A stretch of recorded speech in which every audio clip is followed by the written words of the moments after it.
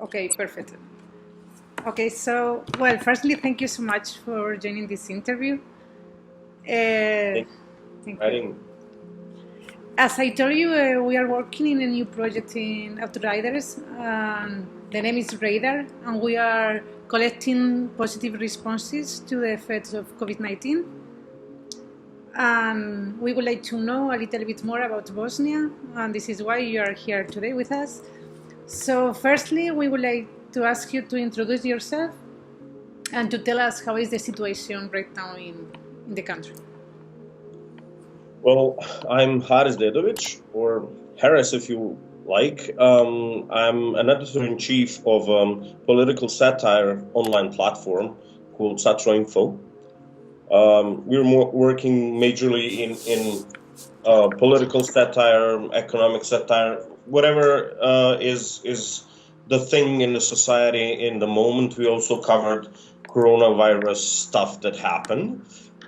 Situation in Bosnia is, I'd say, kind of not bad. Um, um, our response was all right. I think we got the the lockdown on time, and I think we will handle it pretty okay, unless it comes back, since we are now releasing the measures that we had. For example, just today there was a new decision from the government that bars can start working, and I think restaurants as well. A few days ago, hairdressers started working, and so on and so on. So things are kind of coming back to normal. But I don't know, are we going to have a backlash on this? Nobody knows, I guess. Sorry, how long you were under the lockdown? When did you start it? Do you remember the date? 14th of April, I think, or March. I'm not sure. I can check that for you. Yeah, sure. But like, I'll get back to you on the email. But I think it was actually around 2 months ago. So yeah. Yeah, probably it was March because most of the countries started. Yeah, definitely. It started on March 14th, and it was different in different parts of Bosnia and Herzegovina, since we have like this pretty complicated political system, as you might know.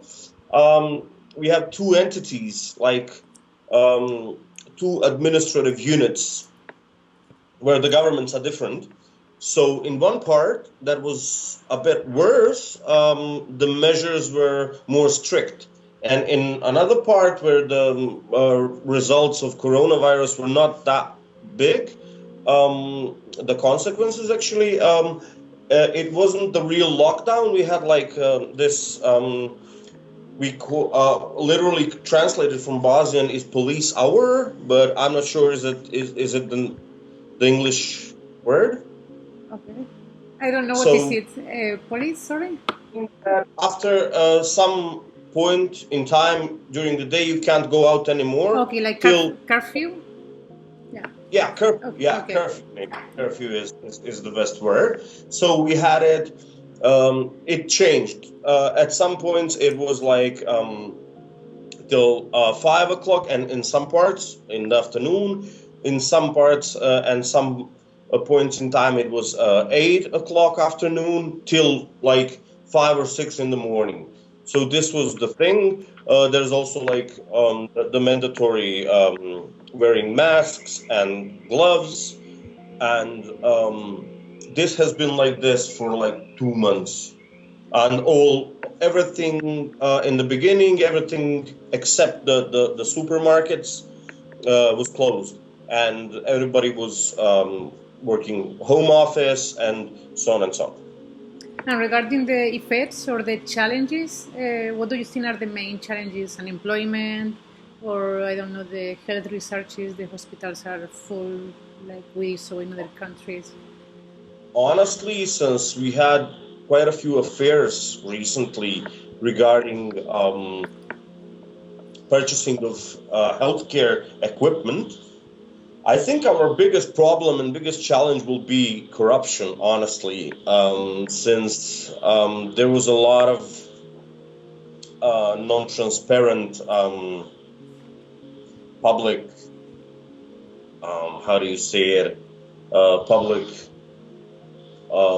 institutions buying very crazy stuff and crazy prices within the getting the materials and the respirators and stuff like that. So I think if we have a big let's say if we have a higher reach of coronavirus cases, we would have a much bigger problem. Now it seems very good, honestly, in comparison to major European countries such as Italy, Spain, even the Germany at some points. I think we kind of handle it good, but now we'll see, because the measures are being lowered down and people are starting to move and gather, and now we're going to see what's going to happen with the virus. And what about responses? Did you see, like in other countries, I don't know, people sending food to the elderly, or I don't know, from the government, I don't know if any package for the citizens, or did you see any positive responses that you can tell us? Yeah, we had some from the government, but I'd say it was, I would say that the government was a pretty not very good at responding to this, honestly. And I think that the people were much more successful in responding to the coronavirus. I've taken out two very positive responses from one charity organization and from one city. If you want me, I can elaborate on this. Yeah, sure. I would love it. So there's like this big charity in Bosnia and Herzegovina. It's probably the biggest charity organization and probably the best one, since they're working for some time already, and they're very successful in curing very expensive diseases and operations and so on, and also like helping the not so situated people, so like people with less opportunities and so on, and they're called Pomozi Ba, which means help.ba, meaning this is a domain of Bosnia and Herzegovina. And they organized this platform where people could donate money for coronavirus especially. And they organized over one TV channel some form of live aid.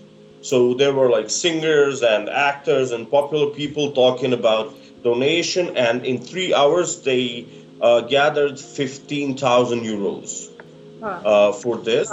Yeah, and they and in next 7 days they gathered close to 25,000 euros. And so it was online, sorry, or on television? You said on television. Yeah, the donations were online and over the telephone. Okay. Combined, yeah. Also, they then they donated this materials that they bought to hospitals and ambulances and so on and so on. They also had, because of this, they have this big action that is ongoing, so it's on all the time. It's called Meal for Everyone. Basically, they provide meals for less fortunate and older people who have no one to take care of them and so on.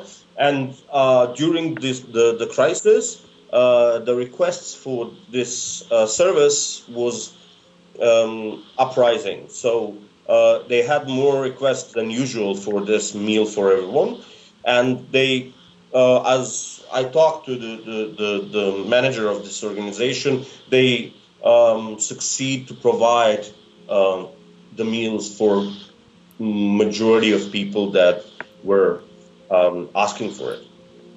Another good example was city of Goražde. It's a small town.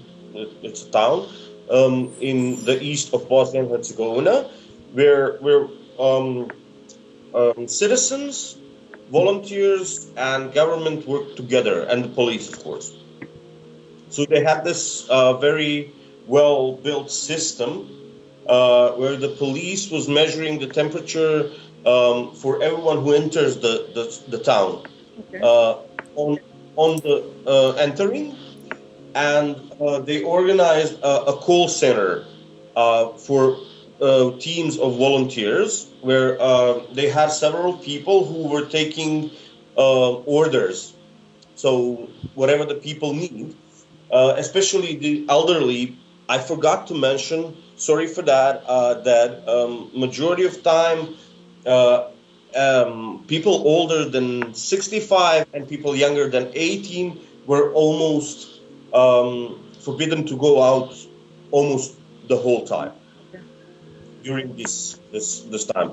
So the volunteers gathered and decided to help out the elderly who were not able or even who were not legal to go out, since the orders from the crisis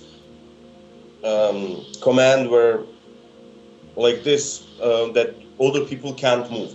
So they had like 4 teams, actually 5, including call centers. It was very interesting because they divided between themselves in the sections. So Team Alpha was doing the service for villages around the city and like not so central area. Team Beta was servicing the people within the town, so in urban areas, and Team Gamma was doing only medicine supplies, so like going to the pharmacy, going to the hospital, and wherever they needed, because many of the people that they helped need constant therapy on some disease, but they can't go out. So they went from them to doctors and then to the pharmacy and so on. And Team Delta was like on small scooters around the town doing like small things, chores, and like get this to them to some, bringing the packages or whatever they need, but very close relations, very close locations within the city center, town center. And do you say, sorry, these people, they are volunteers? How did they join the different groups? How did they... They're all one team, but they divided themselves between teams who's doing what. Yeah, but I mean, so, these teams, they were regular citizens from the village, from the town? Young people from the town, yeah. Okay. Yeah, activists, people who were just, at the time had some more time than others to provide for their citizens. And what is the population of that town? Do you know more or less the population, the number? By how? I can also get back to you on this. Yeah, sure. Yeah, if you can send me. I'd say not more than 40,000, but I'll check definitely. Okay, and with this method, there were many cases, or the cases of COVID were controlled. How was it? How did? As I know it, they handle it really well.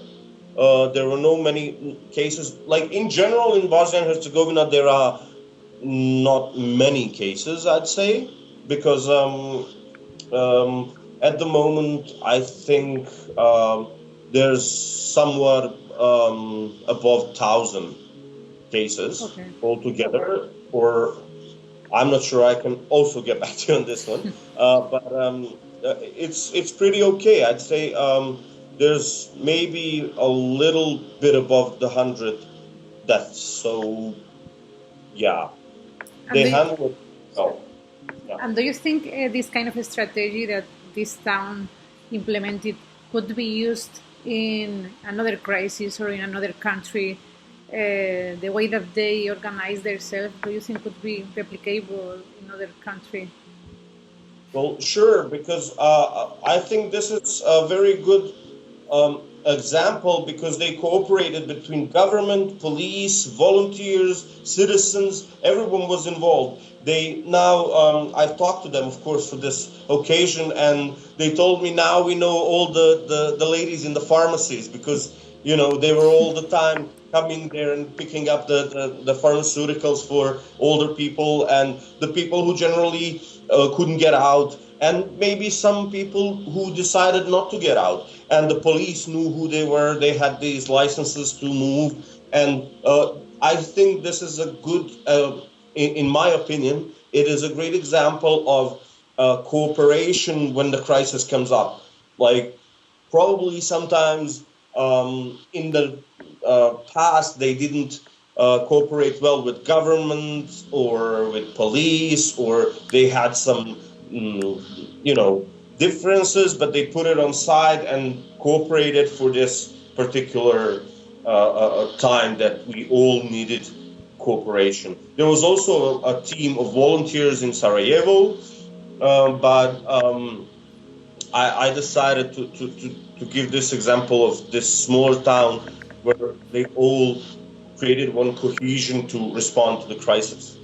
And sorry, this initiative started from the local government, the mayor, or from any organization? Do you know it? I think it started from the volunteers themselves. Okay.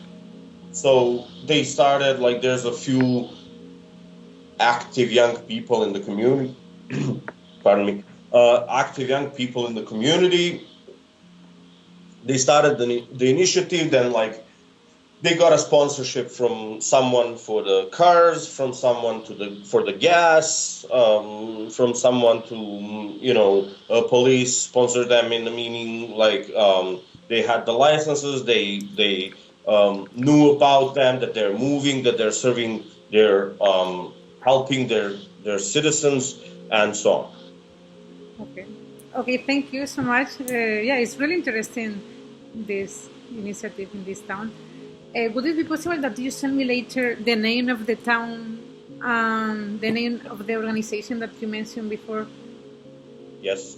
And do you think we could get some, I don't know, picture or video of this town working with the volunteers to edit with your interview? I can ask, because there was a story on one TV broadcast. Okay. And I'll call their editor and ask if you can use this material for this. Yeah, that would be great. Yeah, because but it's in local language, so you only can see No, we will use your voice with some image, so I mean it can be in every language. Yeah. Okay. Great. Okay. Well, so thank you so much. Well, if you want to share the project with your community, with friends, and someone has an idea, we are asking the people to submit their ideas, because sometimes people think that what they are doing is small or is local, but I think it's very interesting to share with everyone and translate it. So I will definitely do that. So I'll send you the video, I think, and I just need to call their editor to ask them for the material. Okay, and if you can send me, the name of the town and the NGO. Town, the name of the organization, right? Okay, and I don't ask more things. All right, I'll do that right away. Okay, thank you so much. Thank you for the interview. Bye.